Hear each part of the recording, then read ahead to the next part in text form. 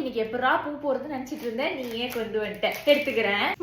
நேத்து வேலண்டைன்ஸ் டேமா, நான் வெளியில போயிருந்தேன்ல. நேத்து போஸ்ட் போடணுங்கிறதுக்காண்டி 3 பூ 300 ரூபான்ட்டு இந்த ஜெப்டோலயா பிளிங்கிட்லயா வாங்கினியா? காசை கறி ஆகிட்டு முன்னாடியே என்கிட்ட சொல்லியிருந்தேனா பூக்கடைக்காரி மீனா கிட்ட சொல்லி அப்பவே வாங்கி வச்சிருப்பேன்ல.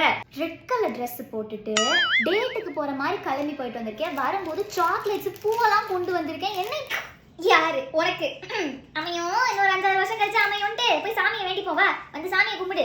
ஆளை பாரு காமெடி பண்ணிக்கிட்டு. இப்பெல்லாம் சிரிப்பேன். நம்ம எத்தனை வாட்டி சொல்லியிருக்கேன். சொல்லுங்கக்கா, நான் டிஃபன் ஆச்சா? என்ன நேத்து உன் பொண்ணு வேலண்டைன்ஸ் டேக்கு ஏதோ வெளியிலலாம் போயிருக்கா போல? அது ஃப்ரெண்ட்ஸோட வெளியில போயிருக்கு. நம்மளுக்கு அவ்வளவு சம்மத்தியெல்லாம் கிடையாது. நானா எவனையாவது பார்த்து கட்டி வச்சாண்டா உண்டு. ஏதோ பிரைவேட்டா க்ளோஸ் ஃப்ரெண்ட்ஸ்ல ஸ்டோரிலாம் போடுறாளாமே என் பொண்ணு சொன்னா. இங்க வேற இந்த வருஷத்துல இருந்து டயட்ல இருப்பேன், அப்படி இருப்பேன், இப்படி இருப்பேன்னு சொல்லிட்டு அது போய் ஹோட்டல்லாம் மேய்ஞ்சிக்கிட்டு இருக்கு. அது எனக்கு தெரியக்கூடாதுன்னு க்ளோஸ் ஃப்ரெண்ட்ஸ்ல மறைச்சு போடுறாங்களாமா. இந்த பாரடி ஒண்ணு கமிட் ஆகுது. அப்படி இல்லைன்னா ஸ்டோரி போடுறத நிப்பாட்டு. நீ உட்காந்து பாட்டு நல்லா இருக்குன்னு லவ் சாங்கா போடுற. எல்லாம் பார்த்து உன் பொண்ணு லவ் பண்றாளா அப்படியா இப்படியான்னு என்கிட்ட கேக்குறாங்க. அவங்க கிட்ட போய் சொல்ல முடியுமாடி என் பொண்ணுக்கு அதுக்கெல்லாம் வக்கில்ல, இன்னும் சிங்கிளா தான் இருக்கா அப்படின்ட்டு? சி ஞாயிறு மதியம்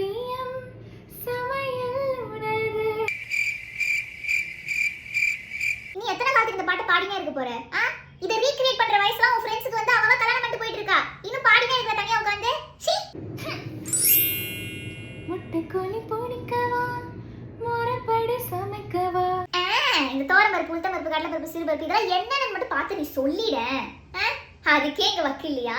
இதுல முட்டை கோழி பிடிச்சி மொரப்படி சமைச்சு கீச்சுவா. அப்படி கீச்சு